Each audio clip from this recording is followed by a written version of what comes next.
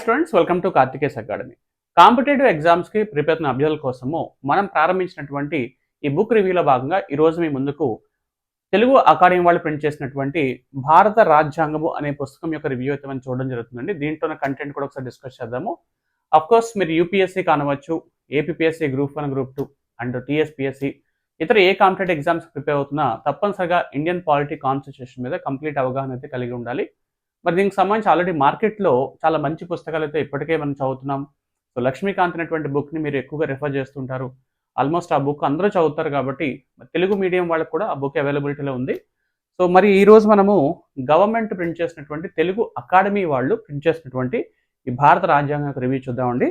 ముఖ్యంగా ఇందులో కంటెంట్ ఒకసారి మనం చూసినట్లయితే మీరు ఆల్మోస్ట్ అన్ని టాపిక్స్ని కవర్ చేసుకునే విధంగా సో ఇండెక్స్ని ఒకసారి చూస్తున్నానండి. ముందుగా ఆధునిక రాజ్యాంగము స్వరూప స్వభావాలు, భారత రాజ్యాంగము చారిత్రక పరిణామాలు, భారత రాజ్యాంగము విశిష్ట లక్షణాలు అండ్ భారత రాజ్యాంగ పరిషత్తు రాజ్యాంగ నిర్మాణము మరియు ప్రాథమిక హక్కులు, ఆదేశక సూత్రాలు, ప్రాథమిక విధులు, భారత రాష్ట్రపతి, కేంద్ర శాసనసభ, పార్లమెంటు, కేంద్ర మంత్రిమండలి మరియు ప్రధానమంత్రి, భారత న్యాయ వ్యవస్థ, రాష్ట్ర గవర్నర్, రాష్ట్ర మంత్రిమండలి, ముఖ్యమంత్రి, రాష్ట్ర శాసనసభ, స్థానిక స్వపరిపాలనా సంస్థల గురించి, కేంద్ర రాష్ట్ర సంబంధాల గురించి, కొన్ని రాజ్యాంగ సంస్థలు, విధులు, అధికారుల గురించి, షెడ్యూల్ కులాలు, షెడ్యూల్ తెగలు, మహిళలు, అల్పసంఖ్యాక వర్గాల గురించి, ఇక భారత రాజ్యాంగ సవరణలు మరియు భారత రాజ్యాంగ మౌలిక సిద్ధాంతం గురించి మీరు ఒకసారి కరెక్ట్గా గమనించినట్లయితే ఏపీఎస్సీ గ్రూప్ 2 మెయిన్స్ సిలబస్ని కవర్ చేసుకుంటూ మనకి ఇండియన్ పాలిటీ కాన్స్టిట్యూషన్ బుక్ కనిపిస్తుంది.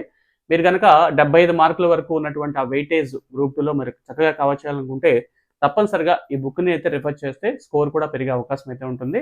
And wish you all the best అండి. Thank you very